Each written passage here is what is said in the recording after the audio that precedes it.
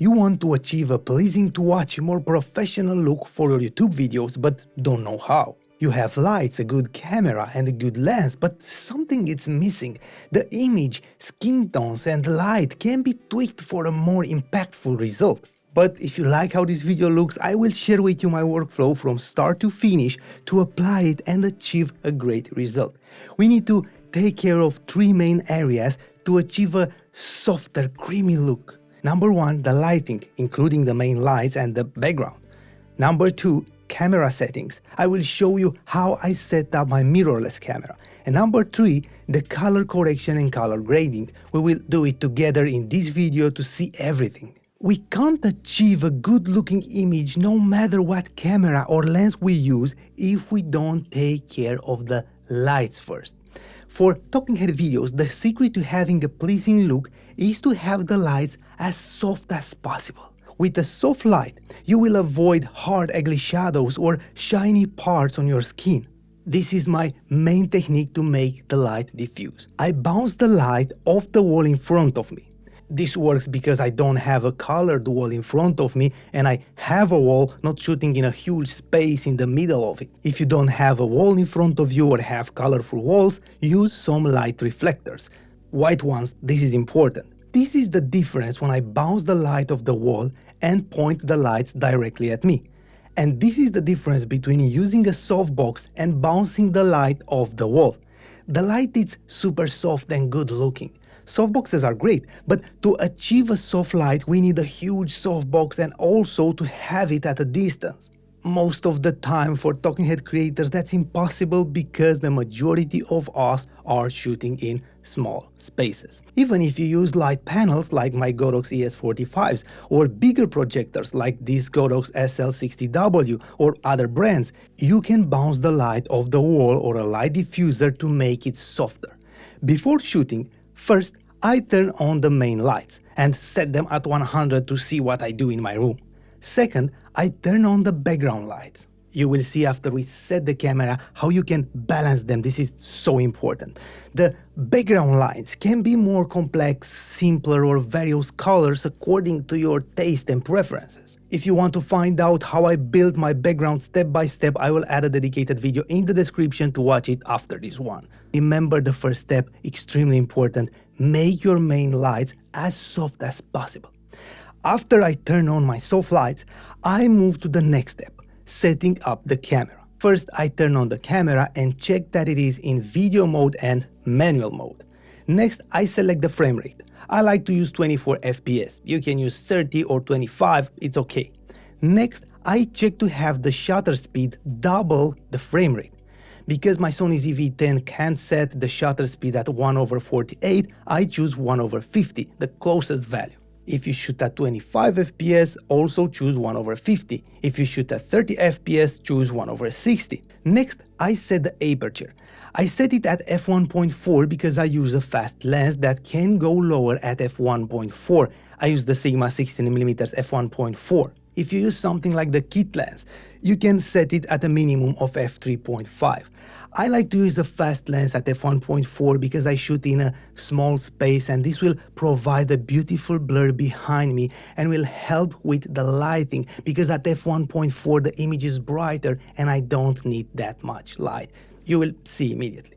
Currently, I have the frame rate set at 24 FPS, the shutter speed at 1/50 and the aperture at f1.4. The secret to achieving great exposure is to set the right ISO and balance it with the lights. But how do I know how much I need to raise the ISO value or how much I need to turn the light up? For this, I like to use Zebra. I go into the menu number 2, submenu number 7 at Zebra settings and turn Zebra on. And Zebra level at 70. Now, when you exit the menu, you will see some lines on the camera screen where the image is exposed at 70%. These lines will be only on the camera screen. And the skin should be exposed to around 70%. What I do now, I keep the ISO lower. I like to stay between 100 and 640. I set the camera first at ISO 320 and then set the lights to the minimum. And now I start to increase the lights until I see the zebra appearing on my face. Now, because I see the zebra on that portion, that means that that area is exposed at 70%. It's impossible to make the entire face perfectly equal, but that's normal. When I have a small portion exposed at 70%, I stop. If you reach 100% with your lights and you don't reach the right exposure, start increasing the ISO. If you don't have powerful enough lights, raise the ISO until you have the right exposure. Don't be afraid to increase the ISO value if it's necessary. The most important thing is to have the image exposed correctly. With poor lighting and the kit lens, you could be forced to raise it more. Look, I use the kit lens now at f3.5. I have the ISO at 800 and the lights, one at 90% and the other one at 80% to reach the right exposure. This is where a fast lens like the Sigma 16mm f1.4 makes all the difference. So I balance the lights and the ISO until I have a small portion of my face exposed at 70%. With the Sigma 16mm f1.4 lens in my studio, I have the ISO at 320 and the lights, one at 65% and the other at 10%. Your lights and lens, the room reflection and distances can lead to different values. Now, because I have the exposure on my face right, I adjust the background lights if it's necessary. I try to keep them as vibrant and visible as possible. This is a matter of taste and preferences, but be sure you don't have too much space exposed more than your face because you want to stand out.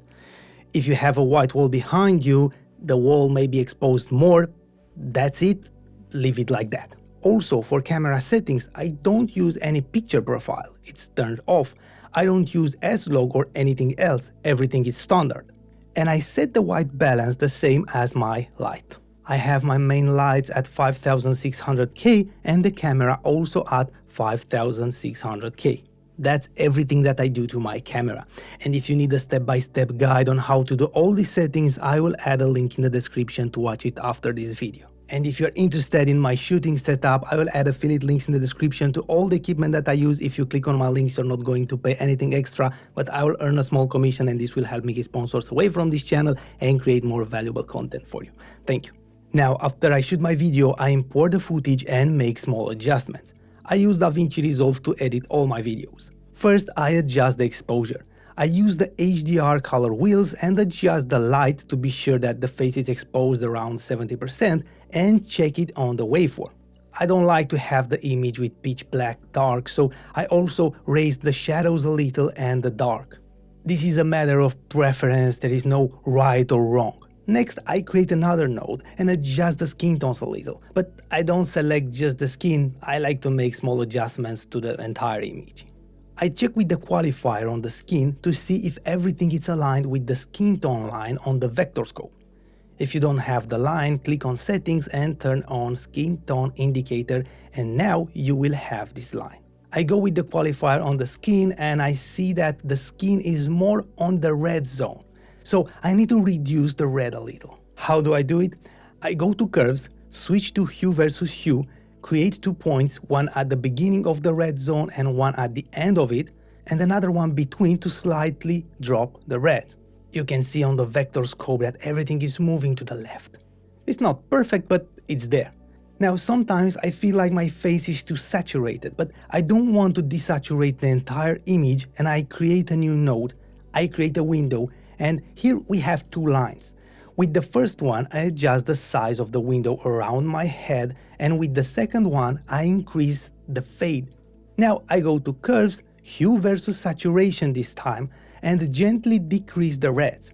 And now all I do is add another node, and maybe if I feel it necessary from the primary color wheels, I reduce or increase the color boost a little. It's a matter of taste. This will affect the entire image, but the face being a little desaturated, I can play with and balance them until I like it. This is my style and how I like to do it for talking head videos, but please be aware, if you like something darker with more shadows, you can do it. If you like something brighter, you can do it. There's no right or wrong, it's a matter of taste and preferences. First, set your lighting setup to achieve the softest light possible. Second, set the camera correctly to achieve the right exposure. Third, adjust the exposure and the skin tones in post. This is all I do to achieve this look. But as I told you, you can do all these things for nothing, having in the end a bad looking image if you don't take care of your lighting setup and technique. To solve this problem, I will give you a dedicated video where I show you my setup, perfect for tiny spaces, and the technique I use to have diffused light. Watch this one and transform your videos instantly.